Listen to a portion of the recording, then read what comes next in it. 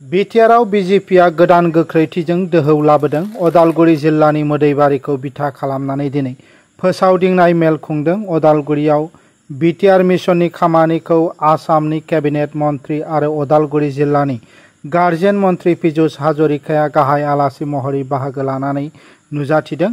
गेरुवा दोलोआ हारसिङैनो बिसायख'थि गेलेगोन। बे खेबाव रायजोनि बिजेपिआ मासि आवग्रिनायनि सायाव जेबो गोरोबलायनायनि मोन्दांथि होआखै।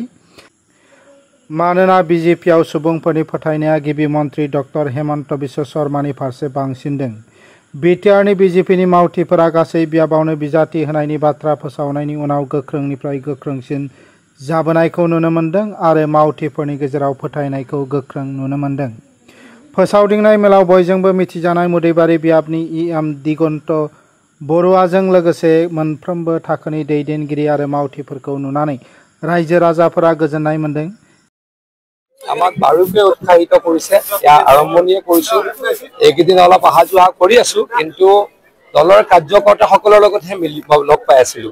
কিন্তু আজি কছাৰীগাঁও ভিচিডিচিৰ অন্তৰ্গত এখন সভাত প্ৰায় 1000ৰো অধিক মানুহ আজি ইয়াতে উপস্থিত হৈছে। মই ভাষণতো কৈছো, আপোনালোকৰ সন্মুখতো ক'ব খুজিছো, ই আমাক অত্যন্ত উৎসাহিত কৰিছে। যথেষ্ট ব্যক্তিয়ে অন্য দল ত্যাগ কৰি আমাৰ দলত যোগদান কৰিছে। মানে আমাৰ দলৰ শক্তি ডেইলি প্ৰত্যেক দিনে বৃদ্ধি হৈ গৈ আছে। গতিকে নিৰ্বাচনত খুব ভাল ফল আশা কৰিছো। যদি তেনেকুৱা হৈছে, মই ইমান ডিটেইলছত নাজানো। মই যিহেতু তথ্য আৰু জনসংযোগ বিভাগৰ মন্ত্ৰী, মই ডেফিনেটলি চিৰিয়াছলি চাম। এছপিৰ ডিচিক এতিয়া মই গাড়ীত ঘূৰি ফোন কৰিম।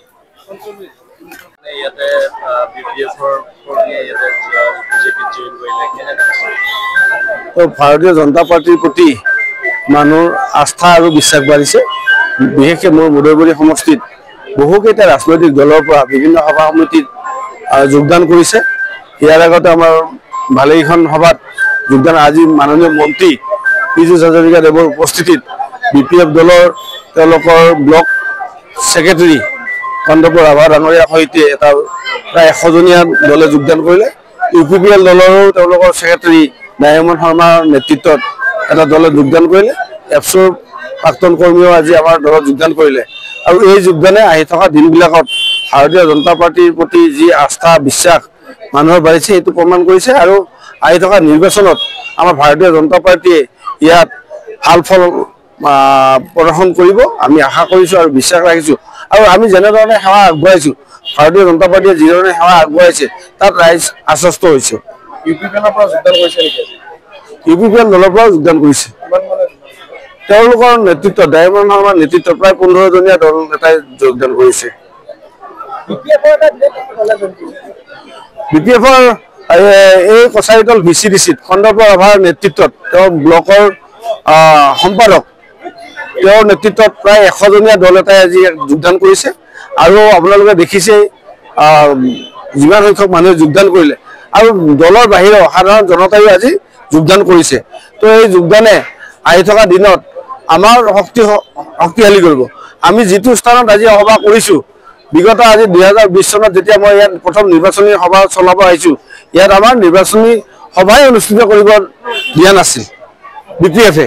কিন্তু এই বিপিএফৰ দুৰ্গত আজি আহি আমি ডাঙৰ সভা পাতি মন্ত্ৰীক আনি আমি সভা পাতিবৰ কাৰণে আমি প্ৰস্তুত হৈছোঁ।